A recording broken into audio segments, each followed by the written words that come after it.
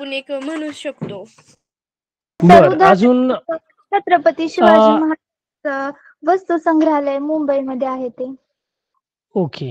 बरं अजून वेगळं कोण सांगेल? ऐतिहासिक ठेवा म्हणजे काय? ऐतिहासिक जतन ठेवा म्हणजे काय? थोडं आलंय बरोबर सानियाचं, पण थोडं अजून जे अपेक्षित उत्तर पाहिजे ते अपेक्षित उत्तर मला मिळालेलं नाही. कशाला म्हटलं आता ऐतिहासिक ठेवा? आता बरेच जण धाराशिवचे कोण कोण आहे बरं? इथे रेज हँड करा बरं जरा. आम्ही आहोत सर. बर किती जण आहे मला बघू द्या जरा. हा धाराशिवचे इथे किती जण आहेत? 16 जण. अजून बरेच जण आपले जॉईन झालेले नाहीत. सर हा बर. आता धाराशिव मध्ये असं काय आहे बरं एवढं प्राचीन की जास्त ते फेमस मानलं जातं? पूर्ण भारतामध्ये जे आहेत ते खूप जास्त लोक जे आहेत तिथे भेट देत असतात. कोण सांगेल काय आहे धाराशिव मध्ये? हा धाराशिव लेण्या पण आहेत ज्या खूप प्रसिद्ध आहेत आणि जे रामलिंग घाट अभयारण्य आहे धाराशिवचं, ते म्हणजे असं म्हणतात की तिथे नाही मला नेपाळ प्राचीन पाहिजे. मला प्राचीन, मी प्राचीन विचारलं आपण हे प्राचीनच नाही. आहे ते. हा हा प्राचीनच आहे ते, खूप प्राचीन आहे. म्हणजे इतकं प्राचीन आहे की जे नेपाळचे म्हणजे नाही एक अभयारण्य हे प्राचीन आहे, पण तो एक ऐतिहासिक ठेवा म्हणून आपण त्याच्याकडे पाहिलं नाही जात ना. बरोबर. सर संत लेण्या पण आहेत संत ज्या गोरोबा खूप काका प्राचीन यांचे आहेत. मंदिर. बरं अजून कोण सांगेल? तुळजापूर सर्वांना माहिती आहे. तुळजापूर धाराशिव मध्ये येतं बरोबर. Yes, होय. yes, yes, हा sir. काय बरं तुळजापूर मध्ये असं प्रसिद्ध एवढं? हा नळदुर्गचा किल्ला आहे. मंदिर आहे हम्म. तुळजा भवानी देवीचं मंदिर. हा भवानी देवीचं मंदिर आहे की जे छत्रपती शिवाजी महाराजांच्या काळापासून आहे. म्हणजे जवळपास शिवाजी महाराजांचा काळ जवळपास पाहिला तर 700-800 वर्ष, आता जवळपास भरपूर कालावधी गेलेला आहे की जो छत्रपती शिवाजी महाराजांच्या काळाच्या पासून भवानी मातेचं मंदिर आहे. म्हणजे हे काय आहे? एक प्रकारचे प्राचीन मंदिर आहे. आणि हे प्राचीन मंदिर आहे म्हणजे थोडक्यात काय, तो हा ऐतिहासिक ठेवा आहे. आता बरेच जण म्हणले की नळदुर्ग किल्ला आहे. हा नळदुर्ग किल्ला म्हणजे काय की ती इतिहासाची साक्ष देणार आहे. तो ऐतिहासिक ठेवा आहे. ऐतिहासिक जतन करणारा जो आहे तो ठेवा मानलं जातं. असे ऐतिहासिक ठेवे जे आहेत ते महाराष्ट्रामध्ये विविध ठिकाणी आपल्याला पाहायला मिळतात की जे प्राचीन आहे. मग जसं की शिवाजी महाराजांचा जो जन्म झालाय तो शिवनेरी किल्ला असेल, राजगड असेल, रायगड असतील, जे किल्ले आहेत. त्यानंतर पंढरपूरचं विठ्ठल मंदिर आहे बरोबर, सोलापूर जिल्ह्यामध्ये आहे. इकडे तुम्ही जर जळगावला मुक्ताबाईचं मंदिर आहे. त्यानंतर छत्रपती संभाजीनगर मध्ये तुम्ही गेलात तर तिथे अजून काय आहे? दौलताबाद किल्ला आहे, वेरूळ अजिंठी आहे. तो एक ऐतिहासिक ठेवा आहे म्हणजे खूप प्राचीन काळापासून. आता अभयारण्य वगैरे जे आहे तर ते एक प्रकारचे तो ऐतिहासिक ठेवा म्हणून आपण हे नाही केले जात की काय आहे ती त्यातून ऐतिहासिक गोष्टी म्हणजे आपला भूतकाळ अगोदरचा की जसे की हडप्पा संस्कृती आहे, सिंधू संस्कृती आहे, तर त्यातील अवशेष की सुरुवाती पूर्वीच्या काळामध्ये जे आहे ते विविध प्रकारची महानगर वसलेली होती. किंवा तुम्ही कुठे जर आलात तर द्वारकेला आलात तर श्रीकृष्णाने जी द्वारका नगरी स्थापन केली होती की आजही आपण पाहतो की बरेच जण अजून खरं किंवा युट्यूबला किंवा विविध व्हिडिओ की द्वारका जी आहे ती पाण्यामध्ये समुद्रामध्ये आजही तिचे अवशेष आपल्याला पाहायला मिळतात की ती पाण्यामध्ये बुडवले की हा एक ऐतिहासिक ठेवा आहे. त्यानंतर विविध प्रकारचे जे प्राचीन मंदिर आहेत, ऐतिहासिक किल्ले आहेत, स्तूप आहेत, हे सगळे जे आहेत ते काय आहेत? ऐतिहासिक ठेवे आहेत. त्यांचं जतन म्हणजे आपण थोडक्यात हा एक इतिहासाची साधनं. त्यानंतर विविध प्रकारचे ग्रंथ आहेत, रामायण, महाभारत, वेद, कुराण आपण म्हणतो, बायबल आहे. तर त्या याच्यात जे आहे ते सुरुवातीच्या काळापासूनचे जे आहे तर तो एक इतिहास, मग त्या धर्माचा जो इतिहास जो आहे तो दिलेला आहे. मग विविध प्रकारचे राजे महाराजे त्या याच्यातले संत परंपरा आहेत. तर काय आहे तर मग लिखित जे आपल्याला उपलब्ध आहे, शिलालेख म्हणतो आपण, स्तूप आहेत, पिरॅमिड आपण म्हणतो की मम्मीची बाहेरच्या इजिप्तच्या देशामध्ये वगैरे आहेत. तर हे एक प्रकारची इतिहासाची साधनं आहेत आणि तो ऐतिहासिक ठेवाचं आपल्याला जतन संवर्धन करणं महत्वाचं आहे. म्हणजे ते चांगल्या प्रकारे राहणे ती एक काळाची गरज आहे. म्हणून विविध प्रकारचे त्याला जे केंद्र शासनाचं किंवा महाराष्ट्र शासनाचं जे आहे ते एक डिपार्टमेंट आपण म्हणून हे केलं जातं. आणि तुम्हाला गेल्या वर्षी इतिहासाची साधने किंवा सुरुवातीला इतिहासामध्ये पण पाठ असेल की इतिहासाची साधने कोणकोणती आहेत, कशा प्रकारे त्याचं जतन जतन म्हणजे सेव्ह करणे, तो व्यवस्थित ठेवणे.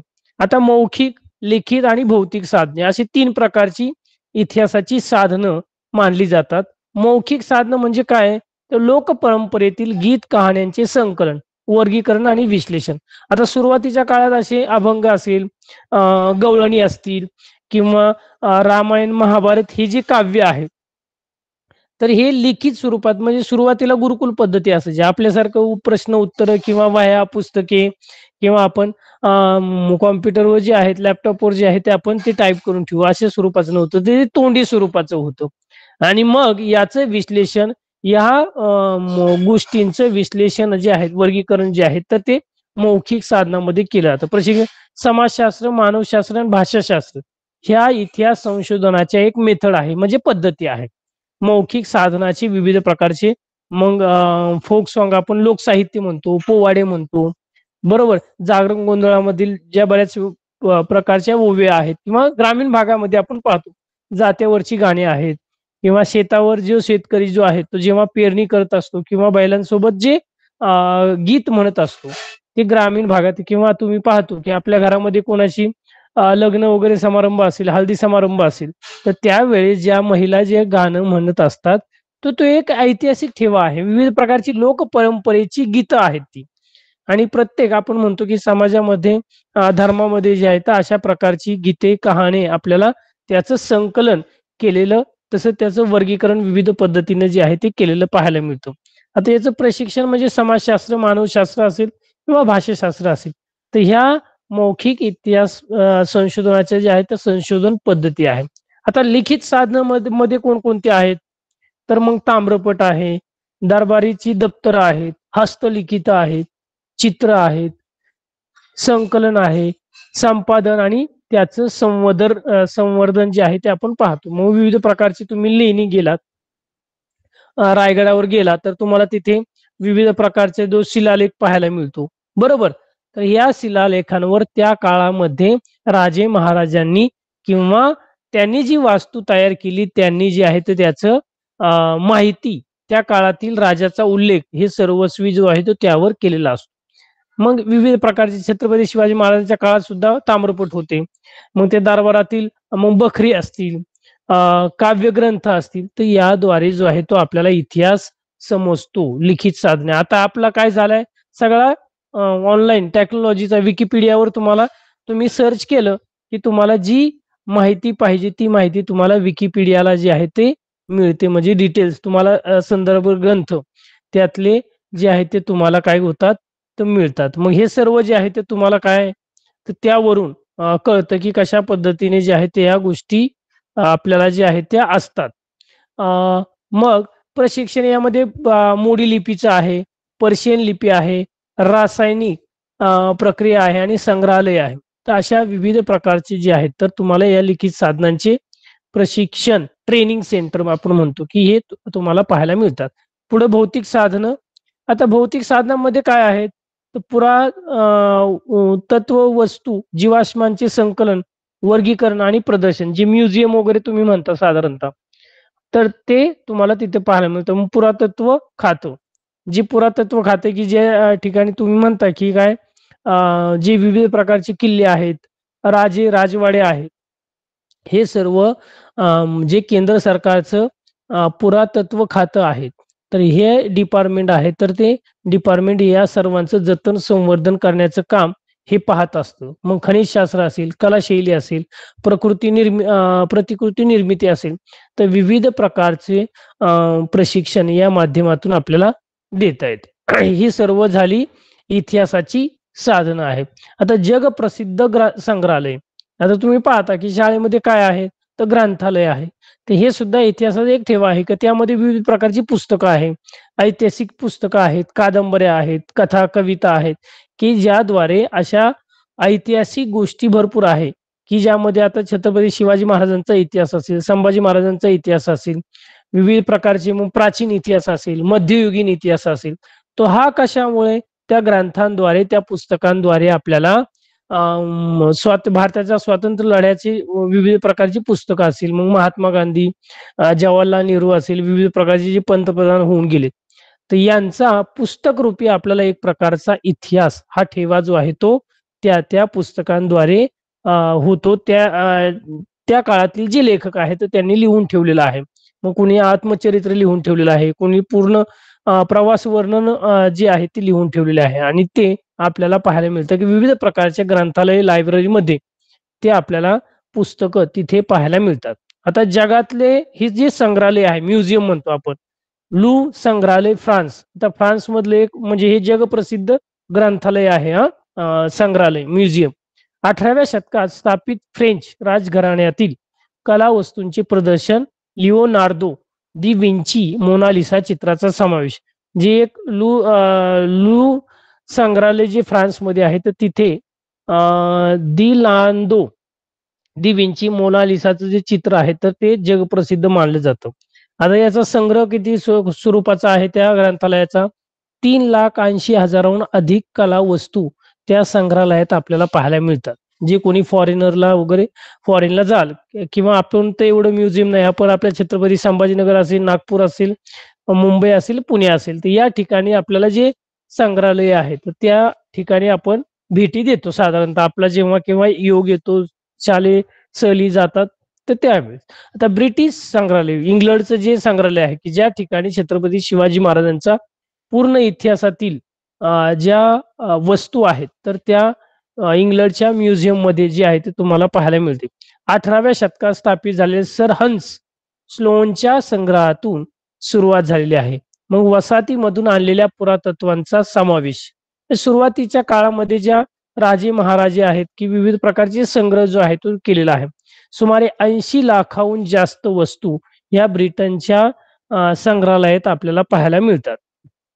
अजून कोणती तुम्हाला माहिती असणारी कोणती संग्रहालय आहेत बरं? अनुष्का सांग बरं. अजून कोणती अशी संग्रहालय आहे की ज्या मध्ये तुम्हाला माहिती आहे? भक्ती, अक्षरा, अजय सांगा पटपट. सर आमच्या म्हणजे धाराशिव जिल्ह्यातलं म्हणलं तर तेर मधील लांबतुऱ्याप्पा वास्तू संग्रहालय, म्हणजे तिथे वास्तू आम्ही गेलो काय होतो. काय आहे बरं? हा काय आहे बरं, कशासाठी प्रसिद्ध आहे?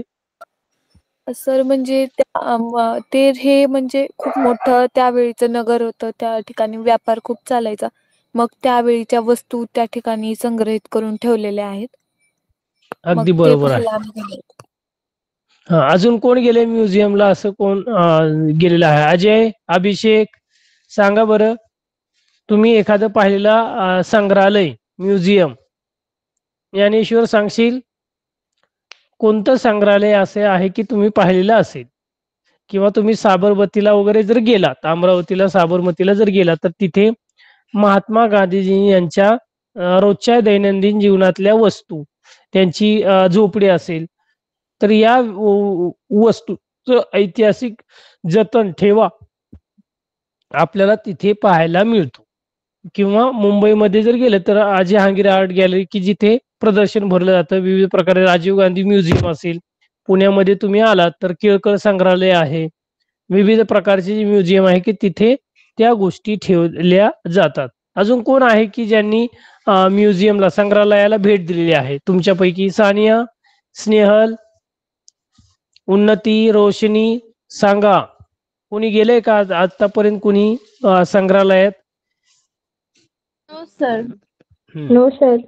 किंवा पुण्याला तुम्ही जे आलात तर तुम्हाला इथे महाजी शिंदेची छत्री तिथे पण पाहायला मिळेल. त्यानंतर अजून आदिवासी भवन जे आहे की तिथे आदिवासी समाजातील सुरुवातीपासूनचे ते लोक कसे राहायचे, ते काय खायचे, किंवा त्यांचं राहणीमान, त्यांचा पोशाख असेल, त्यांची हत्यारं असेल, ह्या सगळ्या वस्तू ज्या आहेत ते तुम्हाला त्या ठिकाणी आपल्याला पाहायला मिळते. किंवा डॉक्टर बाबासाहेब आंबेडकर म्युझियम असेल, संग्रहालय, तर तिथे सुद्धा तुम्हाला प्रत्येक मोठ्या शहरामध्ये जर गेला तर तिथे त्या जिल्ह्यातील संग्रहालय पाहायला मिळते की पूर्ण जिल्ह्यामध्ये ज्या ऐतिहासिक वास्तू आहेत की त्या चा इतिहास तुम्हाला तिथे पाहायला मिळेल. हा अनुष्का, काय सांगायचे तुला?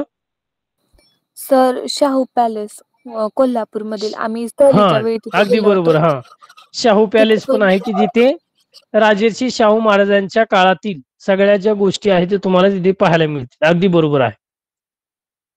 हा, अजून कोणाला सांगता येईल काय?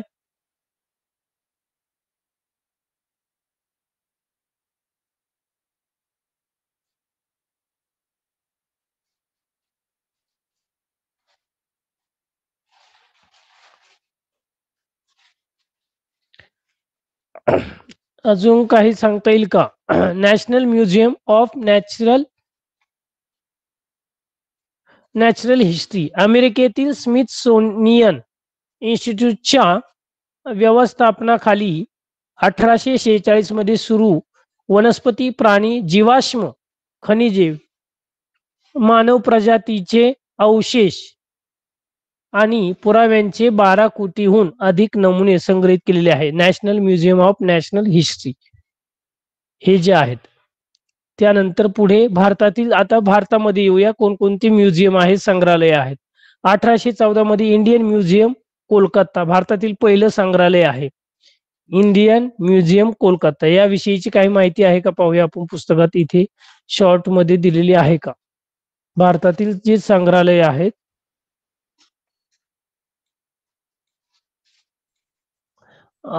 1814 मध्ये स्थापन झाले. The Asiatic society of Bengal या संस्थेतर्फे इसवी सन 1814 मध्ये स्थापन झाले. चेन्नई येथील इसवी सन 1851 मध्ये सुरू झालेले गव्हर्नमेंट म्युझियम हे भारतातील दुसरं संग्रहालय. इसवी सन 1949 मध्ये दिल्लीतील राष्ट्रीय वस्तू संग्रहालयाची नॅशनल म्युझियमची स्थापना करण्यात आलेली आहे. असे विविध प्रकारच्या राज्यांमध्ये विविध प्रकारची संग्रहालय तुम्हाला पाहायला मिळतील. विद्यापीठांमध्ये आहे ही जी संग्रहालय आहे आणि त्याची माहिती तुम्हाला मिळेल. संग्रहालय शास्त्रातील पदविका अभ्यासक्रम, मग राष्ट्रीय वस्तू संग्रहालय दिल्ली, महाराज सयाजीराव विद्यापीठ वडोदरा, कोलकाता विद्यापीठ कोलकाता, बनारस हिंदू विद्यापीठ वाराणसी, अलीगड मुस्लिम युनिव्हर्सिटी अलीगड, शिवाजी विद्यापीठ गुलावेर जिवाजी जी दिलेलं आहे. त्यानंतर छत्रपती शिवाजी महाराज वस्तू संग्रहालय मुंबई या ठिकाणी आपल्या छत्रपती शिवाजी महाराजांच्या वस्तू संग्रहालयाची माहिती दिली आहे की 1851 गव्हर्नमेंट म्युझियम जे चेन्नईमध्ये आहे भारतातील दुसरं संग्रहालय. त्यानंतर तिसरं कोणतं आहे 1949 राष्ट्रीय वस्तू संग्रहालय दिल्ली हे भारतातील प्रमुख संग्रहालय मानली जातात. आणि आपलं जर महाराष्ट्रातलं पाहिलं तर छत्रपती शिवाजी महाराज वस्तू संग्रहालय मुंबई या ठिकाणी आहे. वही पेन असेल तर लिहून घेत चला. स्थापना आणि वैशिष्ट्ये 1904 साली प्रिन्स ऑफ वेल्सच्या भारत भेटीच्या स्मरणार्थ जी स्थापना करण्यात आलेली आहे. 1904 साली प्रिन्स ऑफ वेल्सच्या जी भारत भेटीसाठी आली होती आणि तिच्या स्मरणार्थ ही स्थापन केलं. 1998 मध्ये नामकरण त्याचं झालं आणि त्याचा बदल झाला आणि इंडो गॉथिक शैलीतील वास्तू या ठिकाणी आहे. पहिल्या प्रतीची सांस्कृतिक वारसा इमारत ही आहे सुरुवातीपासून. 1998 छत्रपती शिवाजी महाराज वस्तू संग्रहालय हे नाव देण्यात आले. संग्रहालयामध्ये काय काय आहे? कला आहेत, पुरातत्व आणि निसर्ग इतिहास. सुमारे 50,000हून पुरातत्व वस्तू या संग्रहालयात आपल्याला पाहायला मिळतील. त्यानंतर तुम्हाला अजून तिथे काय काय आहे? Prince of Wales Museum of Western India असे निश्चित करण्यात आणि 1998 मध्ये या संग्रहालयाचं नाव बदलून छत्रपती शिवाजी महाराज वस्तू संग्रहालय असं ठेवण्यात आलेलं आहे. हे मुंबई या ठिकाणी आहे. आणि पहिल्या प्रतीची सांस्कृतिक वारसा इमारत असा दर्जा जो आहे वर्ल्ड हेरिटेज मध्ये पण त्याचा समावेश केला आहे. संग्रहालयात कला, पुरातत्व आणि निसर्गाचा इतिहास 3 वर्गात विभागलेला हे संग्रहालय आहे. आता लायब्ररी म्हणजे ग्रंथालय कोणकोणते आहेत? ज्ञानाची आणि माहितीची भांडारघरं, ग्रंथाचे संकलन, पद्धतशीरपणे त्याचं आयोजन, जतन आणि संवर्धन, संगणकीय प्रणालीवर आधारित आधुनिक व्यवस्थापन, नवनवीन तंत्रज्ञानाच्या माध्यमातून तुम्हाला ही पुस्तकं ग्रंथालयात विविध प्रकारची ग्रंथ, कथा, कविता, कादंबरी, प्रवास वर्णन हे तुम्हाला त्या ठिकाणी पाहायला मिळेल. अभिलेखागार म्हणजे महत्वाच्या कागदपत्रांचे जे सरकारी किंवा महत्वाचे दस्तऐवज आहेत तर याचं सुरक्षित संवर्धन त्याच्या नोंदी रेकॉर्ड हे जे आहे ते करून ठेवणे, त्याची उपलब्धता आणि ऐतिहासिक दृष्ट्या विश्वासार्ह साधन. माहिती तंत्रज्ञान. आधुनिक व्यवस्थापन माहिती तंत्रज्ञानाशी जोडलेले आपल्याला पाहायला मिळते. डिजिटल संग्रह आणि सुलभ प्रवेश अशा प्रकारचं आहे की कशा प्रकारे आता जी ग्रंथालय झालेली आहे, सुरुवातीला काय असायची थोडक्यात, पण आता नवनवीन तंत्रज्ञानाचा वापर करून तुम्हाला या ग्रंथालयामध्ये किंवा ग्रंथालयातील पुस्तकं तुम्हाला PDF स्वरूपात सुद्धा पाहायला मिळू शकतं. म्हणजे ग्रंथालयातच जाण्याची आवश्यकता नाही की काही अशी पुस्तकं आहेत जुने ते ग्रंथालयातच पाहायला मिळतील.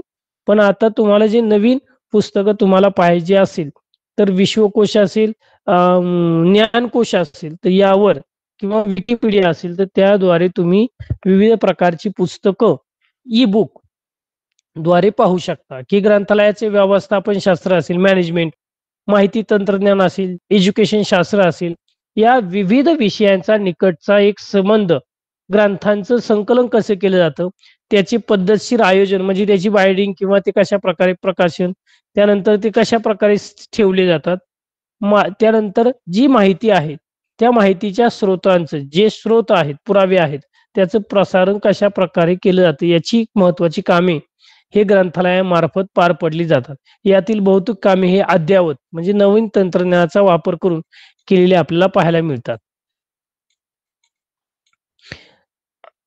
तक्षशिला विद्यापीठ हे ग्रंथालय येथील ग्रंथालय इसवी सन पूर्व 500व्या शतकामध्ये हे आहेत. मेसोपोटेमियातील असिरियन साम्राज्याचा सम्राट बानिपाल याचे ग्रंथालय आणि इसवी सन पूर्व 700 शतक आणि इजिप्तमधील अलेक्झांड्रिया येथील ग्रंथालय इसवी सन पूर्व 4 शतक हे जगातील सर्वाधिक प्राचीन ग्रंथालय होती असे समजलं जातं. एक प्रकारचं जगातील सर्वात प्राचीन ग्रंथालय म्हणून नावाजलेली आहे.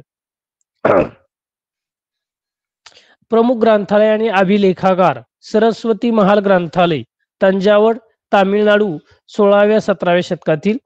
त्यानंतर नायक राजांच्या काळातील आहेत. व्यंकोजी राजे भोसले आणि सरफोजी राजे भोसले यांनी समृद्ध केलेले हे जे संग्रहालय आहे सरस्वती महाल ग्रंथालय तामिळनाडू मधलं, तर सुमारे 1,49,000 ग्रंथ या ग्रंथालयात आपल्याला पाहायला मिळतात.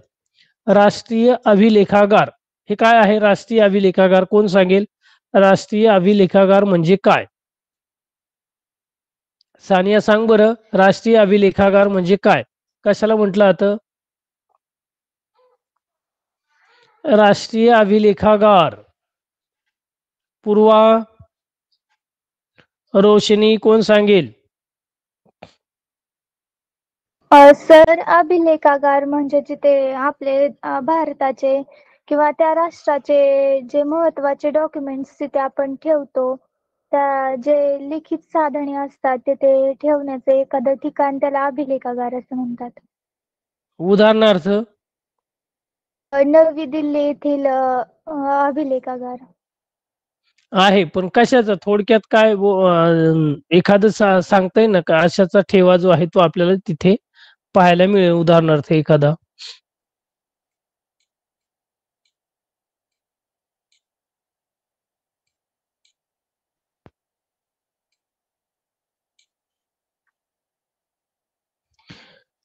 तिथे इम्पेरिकल रेकॉर्ड, जसे की आता तुम्ही पाहता की पाठीमाग मराठा आरक्षणाचा बराच मोठा मुद्दा गाजलेला होता आणि त्यामध्ये आता जवळपास हैदराबाद गॅझेट, बरोबर, निजाम गॅझेट असेल, त्यानंतर सातारा गॅझेट आहे, कोल्हापूर गॅझेट असेल, बॉम्बे गॅझेट आहे. म्हणजे काय की त्या काळामध्ये त्या सरकारने करून ठेवलेला जो दस्तऐवज आहे, रेकॉर्ड जे आहेत शासनाचं, तर ते त्या डिपार्टमेंटमध्ये जे आहे ते असतं. 1991 मध्ये इम्पेरियल रेकॉर्ड डिपार्टमेंट या नावाने कोलकाता या ठिकाणी स्थापन झाले आणि इसवी सन 1911 मध्ये दिल्लीमध्ये हे आणण्यात आलं. आणि भारताचे तत्कालीन राष्ट्रपती KR नारायण यांनी राष्ट्रीय अभिलेखागार म्हणून या जनतेसाठी खुले करण्यात आलेला आहे. भारत सरकारच्या सांस्कृतिक म्हणजे कल्चरल जे डिपार्टमेंट आहेत याच्या अंतर्गत हे डिपार्टमेंट येतं. मग यामध्ये 1948 पासूनची कागदपत्र आहेत, मग क्रमवार लावून त्यामध्ये इंग्रजी, अरबी सगळ्या भाषांमधली जी आहेत मोडी लिपीतील नोंदींचा रेकॉर्ड जो आहे तो आपल्याला सापडला जातो. आता बऱ्याच वेळा या आरक्षणाचे जे नोंदी सापडलेल्या आहेत त्या सुरुवातीच्या काळात 1967, 30, 18व्या शतकातल्या ते सुरुवातीला मराठी वगैरे नव्हतं, तर मोडी लिपी असायची. तर हे जुनं रेकॉर्ड जे आहे ते ठेवण्याची, जुनं रेकॉर्ड संग्रहित करण्याची जागा म्हणजे अभिलेखागार, शासनाचं रेकॉर्ड रूम म्हणतो आपण त्याला, एक एम्पिरिकल डेटा रूम. मग प्राच्य विद्याविषयक, हस्तलिखित आणि खाजगी कागदपत्रे अशा 4 प्रकारात हे डिपार्टमेंटमध्ये जे आहेत. त्याखेरीज प्रत्येक राज्य शासनाची स्वतंत्र अभिलेखागार आहेत. म्हणजे तुम्ही जर गेला शासनाची आहे, त्यानंतर तुम्ही पाहिलं तर राज्यामध्ये पण आपण पाहतो की जसं महाराष्ट्र शासनाची अभिलेखागार संचालनाची शाखा आहे, मग त्यामध्ये मुंबई आहे, पुणे या ठिकाणी आहे, कोल्हापूर या ठिकाणी आहे, त्यानंतर छत्रपती संभाजीनगर या ठिकाणी आहे, पुढे उपराजधानी नागपूर या ठिकाणी जे आहे ते अभिलेखागार आहे. पुणे अभिलेखागारात मराठ्यांच्या इतिहासाशी संबंधित म्हणजे छत्रपती शिवाजी महाराजांचा जो कार्यकाळातली जी मोडी लिपीतली जी दस्तऐवज आहे, कागदपत्र जे आहे ते तुम्हाला पुण्यातल्या अभिलेखागार याच्यामध्ये पाहायला मिळते. आणि ही सर्व म्हणजे जवळपास इतिहासाच्या संबंधित सुमारे 5 कोटी मोडी लिपीतील कागदपत्र आहेत. त्याला पेशवे दप्तर असेही म्हटलं जातं आणि हे आपल्याला जे आहे ते पाहायला मिळेल. महाराष्ट्र शासनाच्या अभिलेखागारात संचालनाची शाखा मराठ्यांच्या इतिहासाशी संबंधित सुमारे 5 कोटी मोडी लिपीतील कागदपत्र हे पुण्यातील जे अभिलेखागार आहे तर त्या ठिकाणी आहे. आता कोश वाङ्मय म्हणजे काय? शब्दकोश, विश्वकोश की आपण डिक्शनरी म्हणतो थोडक्यात. कोश म्हणजे काय? तर शब्दांच्या विविध माहिती व ज्ञानाचा केलेला पद्धतशीर संग्रह, विविध ज्ञानाची विशिष्ट पद्धतीने केलेले संकलन. मग मांडणी म्हणजे कोश, विविध ज्ञानाची व्यवस्थापन आणि सुलभ रीतीने त्यांच्या उपलब्धीची सोय, हे त्याचं उद्दिष्ट आपल्याला पाहायला मिळतं कोशागाराचं. आता याची आवश्यकता कशासाठी आलेली आहे? तर कोशामुळे वाचकांपर्यंत ज्ञान पोहोचवते. म्हणजे याचं काय स्रोत? आता तुम्हाला शाळेमध्ये जे ग्रंथालय आहे तर त्याद्वारे आता तुमच्याकडे मोबाईल आहे, पण सुरुवातीला असे मोबाईल वगैरे नव्हतं, तर मग काय ग्रंथालयात जाऊन विविध प्रकारची पुस्तकं वाचायला मिळायची आणि त्या पुस्तकातून नवनवीन माहिती तुम्हाला मिळायची. मग पंचतंत्रातल्या गोष्टीची पुस्तकं असेल, विविध प्रकारची कादंबरी असेल, कथा संग्रह असेल, कविता संग्रह असेल, तर याद्वारे जो आहे तर तुम्हाला तिथली माहिती वाचायला मिळत असते. एखाद्या मुद्द्याचा सविस्तर उलगडा तुम्हाला त्यामध्ये केला जातो, म्हणजे त्याची माहिती सुद्धा तुम्हाला ऐतिहासिक जी आहे ती मिळते. एखाद्या मुद्द्याचा वाचकाला त्याचा अभ्यास वाढवण्याची, आपण पाहतो की कोणाला रिसर्च करायचा आहे, PhD वगैरे करायचे आहे, तर विविध प्रकारचे हे सोर्सेस आपल्याला पाहायला मिळतात. मग मोठमोठ्या ग्रंथालयात मुंबईमध्ये जी ब्रिटिश लायब्ररी आहे तर तिथे सुद्धा, किंवा विविध प्रकारचे कॉलेजेसमध्ये असणारे ग्रंथालय, जिल्ह्याच्या ठिकाणी असणारे ग्रंथालय, की त्या ठिकाणी तुम्हाला ऐतिहासिक दस्तऐवज, ऐतिहासिक माहिती किंवा सविस्तर माहिती तुम्हाला मिळू शकते आणि तुमच्या ज्ञानामध्ये भर घालू शकते. संशोधन करण्याची गरज कोश निर्माण करतात आणि कोश वाङ्मय राष्ट्राच्या सांस्कृतिक अवस्थेचे प्रतीक असून समाजातील बौद्धिक व सांस्कृतिक गरज ज्या ज्या प्रकारची असेल त्या प्रकारच्या कोश वाङ्मयाची निर्मिती त्या समाजात झालेली आपल्याला पाहायला मिळते.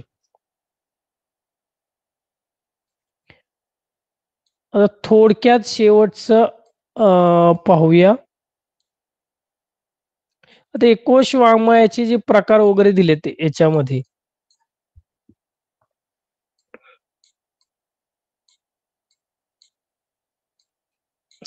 काय कोश वाङ्मयाचे प्रकार? तर शब्दकोश, विश्वकोश आणि कोश सदृश्य वाङ्मय आणि सूची वाङ्मय असंही दिलेलं आहे. शब्दकोश कशाला म्हणलं जातं? तर यामध्ये तर शब्दांचा संग्रह केलेला असतो. कशाचा? शब्दांचा संग्रह. इथे शब्दकोश दिलाय. विश्वकोश, कोश वाङ्मय आणि सचिवाल. एक प्रकारे काय की शब्दकोश म्हणजे शब्दांचा संग्रह, त्यातला अर्थ, व्युत्पत्ती, आपण म्हणतो डिक्शनरी म्हणतो थोडक्यात. विश्वकोश काय आहे? सर्व संग्राहक किंवा विशिष्ट विषय पर.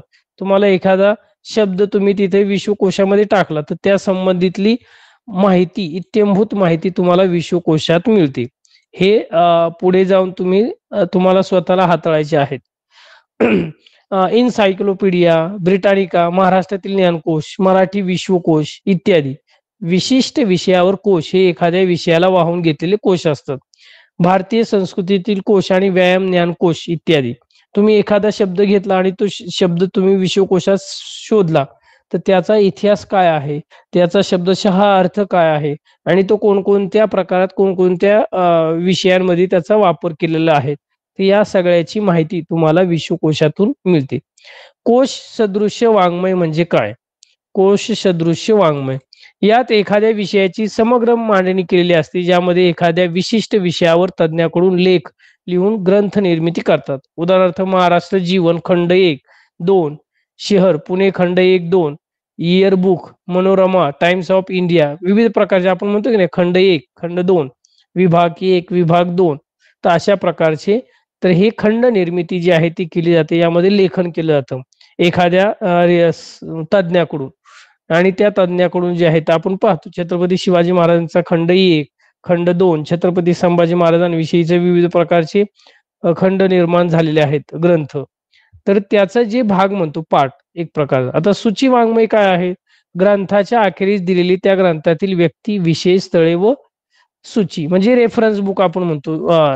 तर यामध्ये शब्द आणि त्याच्या याद्यांना सूची म्हणतात. सूची म्हणजे सहसा आकार विल्ले असतात की त्या ग्रंथाच्या वाचनास मदत करणारी असते. उदाहरणार्थ मराठी नियतकालिकांची दाते यांनी सिद्ध केलेली सूची. कोश आणि इतिहास विषयात आपण कोशातील वस्तुनिष्ठतेला महत्व दिले जाते. हा दोघांमधील समान धागा आहे आणि प्रत्येक राष्ट्रातील प्रत्येक भाषेतील विश्वकोश हे वेगवेगळे म्हणजे प्रत्येक तुम्ही इंग्लिशमध्ये गेलात, मराठीमध्ये गेलात किंवा हिंदीमध्ये गेलात, प्रत्येक भाषेवाईज या विश्वकोशांची जी आहे ती सूची एक प्रकारे दिलेली असते. इतिहास विषयाशी संबंधित प्रमुख कोश भारतवर्षीय प्राचीन ऐतिहासिक कोश 1876. रघुनाथ भास्कर गोडबोले यांचा अद्ययावत कोश प्राचीन काळातील व्यक्ती आणि स्थळे. महाराष्ट्रीय ज्ञानकोश काय आहे? श्रीधर व्यंकटेश केतकर यांचे 23 खंड मराठी माणसांना बहुश्रुत करण्यासाठी आहेत. महाराष्ट्रीय ज्ञानकोशाचे 23 खंड आहेत. तुम्ही जेव्हा विद्यापीठाच्या लायब्ररीमध्ये जाल तर तुम्हाला हे खंड तुम्हाला पाहायला मिळतील, वाचनात मिळतील पुढे जाऊ. भारतवर्षीय चित्रकोश सिद्धेश्वर शास्त्रीतील चित्रात यांचे 3 खंड प्राचीन, मध्ययुगीन आणि अर्वाचीन. तर अशा प्रकारचे ऐतिहासिक भारतवर्षीयातली खंड आहेत. प्राचीन वाङ्मय, मध्ययुगीन वाङ्मय, अर्वाचीन वाङ्मय, मराठी भाषेची सुद्धा आहे. मराठी भाषेचा इतिहास कशा स्वरूपाचा आहे त्याचे पण खंड आहे, प्राचीन, अर्वाचीन, मध्ययुगीन. तसंच भारताचा इतिहास जर तुम्ही पाहायला गेला तर प्राचीन, मध्ययुगीन आणि अर्वाचीन अशा स्वरूपाचा आहे. आता भारताची संस्कृती आणि त्यातला कोश महादेव शास्त्री जोशी यांची 10 खंड आहेत. आपली भारतीय संस्कृती कशा प्रकारची आहे तर याच्याशी विषयीचे 10 खंड. भारताचा इतिहास, भूगोल आणि सांस्कृतिक बाबी या विषयी संदर्भात साधारणतः 10 खंड दिलेले आहेत. इतिहास विषयाच्या अभ्यासकांना कोश रचनेच्या कामात भरपूर संधी उपलब्ध आहेत. घटनाकोश, व्यक्तिकोश, संज्ञाकोश, स्थलकोश इत्यादी कोश तयार करण्यात आलेले आपल्याला पाहायला मिळतात. यात सहभागी केले जाते साधारणतः. समजले सर्वांना? स्नेहल, मोक्षदा स्पेशली समजले का? विश्वकोश महाराष्ट्र राज्याचे पहिले मुख्यमंत्री यशवंतराव चव्हाण यांनी मराठी भाषा व साहित्य यांच्या अभिवृद्धीसाठी महाराष्ट्र राज्य साहित्य संस्कृती मंडळाच्या वतीने मराठी विश्वकोशाची निर्मिती केलेली आहे. जे यशवंतराव चव्हाण आहे त्यांनी. तर्कतीर्थ लक्ष्मण शास्त्री जोशी यांच्या नेतृत्वाखाली मराठी विश्वकोश निर्मिती सुरुवात झाली आणि जगभरातील ज्ञान सार रूपाने जे आहेत तर कोशांमध्ये आणलं गेलेलं आहे. इतिहास विषयाशी निगडीत असणाऱ्या महत्वाच्या नोंदी यामध्ये आपल्याला पाहायला मिळतात. त्यानंतर महानुभाव पंथातील मुनी व्यास यांनी रचलेला स्थान पोथी, ज्या ग्रंथात महानुभाव पंथाचे प्रवर्तक श्री चक्रधर स्वामी ज्या ज्या गावी गेले त्या ठिकाणी स्थळकोश म्हटलं जातं. तर त्याचा तपशीलवार नोंदी, त्याची माहिती जी आहे ती महाराष्ट्र विश्वकोशात पाहायला मिळते. इथे दिलेलं पण समाजाचा म्हटलं ते की त्या प्रसंगाने घडलेल्या ज्या घटना आहेत स्थान पोथीकार सांगतात त्याप्रमाणे चक्रधर स्वामींच्या चित्रलेखनातील हा उत्तम संदर्भ ग्रंथ आहे. प्राचीन भारतीय स्थलकोश सिद्धेश्वर शास्त्री चित्राव, त्यानंतर पाणिनींची व्याकरण, वाल्मिकींचं रामायण महाभारत, मध्ययुगीन संस्कृत शब्दकोश साहित्य, फारसी, जैन, बौद्ध, ग्रीक आणि चिनी साहित्य यामधील भौगोलिक स्थळांची विविध माहिती या तुम्हाला या कोशामध्ये पाहायला मिळेल. अशा प्रकारे हा पाठ जो आहे तो झालेला आहे. साधा सरळ सोपा आहे. महत्वाचे मुद्दे महत्वाचे तुमच्या लक्षात ठेवले व्यवस्थित तर हा पाठ जास्त अवघड जाणार नाही.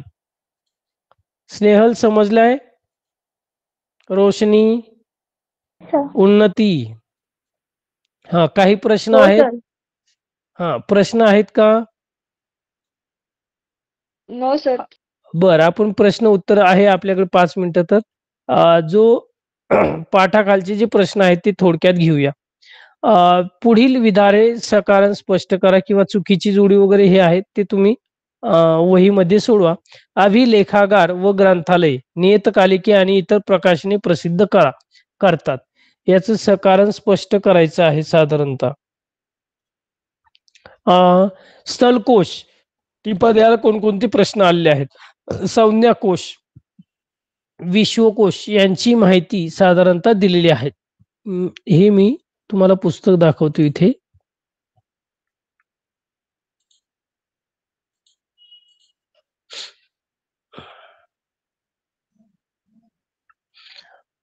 सर्वांना दिसत असेल, काहींकडे असतील पुस्तके किंवा नसेल तर इथे स्क्रीनवर पण दिसेल. तर हा तुमचा साधारणतः स्वाध्याय आहे. पाठाखालचे प्रश्न. स्थलकोश टिपाद यामध्ये कोणकोणते आहेत? विश्वकोशाची निर्मिती, विश्वकोश म्हणजे काय, त्याची थोडक्यात तुम्हाला 4 ते 5 ओळीत माहिती लिहिता आली पाहिजे. संज्ञा कोश म्हणजे काय आहे? सरस्वती महाल ग्रंथालय हे सुरुवातीला लास्टला जे झालेलं आहे इथेच दिलेलं आहे बहुतेक. संज्ञाकोश म्हणजे काय की इतिहासातील संज्ञा वेगवेगळ्या काढून त्या समजावून सांगणारे कोश इतिहासात तयार करतात. अभ्यासकांनी त्यांचा उपयोग होतो. इतिहास विषयातील अभ्यासकांना कोश रचनेच्या कामात भरपूर संधी उपलब्ध आहे आणि कोणत्याही विषयावरचा कोश असो त्याला इतिहासाची जोड देणे हे आवश्यक आहे. हे झाले संज्ञाकोश. स्थळकोश तर इथे साधारणतः तुम्हाला त्याची माहिती जी आहे ते दिलेली आहेत. पुस्तकातून एकदा सर्व पाठ चांगला व्यवस्थित वाचा, त्यातले महत्वाचे मुद्दे काढा, त्याला काय काय हे केलं जातं तसे एक एक दोन दोन ओळीत साधारणतः तुम्हाला ते जे आहे ते लिहिता आलं पाहिजे. याचा सराव व्यवस्थित तुम्हाला करायचा आहे. प्रश्नसंच सर्वांकडे आहे तुमचा. तुम्हाला जेवढा वेळ मिळेल अभ्यासातून आता तुम्ही साधारणतः प्रश्नसंच किंवा बऱ्याच वेळा तुम्हाला मी तसं PDF प्रश्नपत्रिका जी आहेत गेल्या वर्षाच्या किंवा त्याच्या पाठीमागच्या वर्षाच्या तर त्या सोडवण्याचा प्रयत्न करा की कशा स्वरूपाचे प्रश्न विचारले जातात आणि ते प्रश्न कशा स्वरूपाने विचारले गेलेले आहेत त्याचं उत्तर कशा स्वरूपाचं तुम्हाला लिहिता आलं पाहिजे. याचा सराव तुम्हाला आतापासूनच करायला हवा. समजले सर्वांना? Yes sir.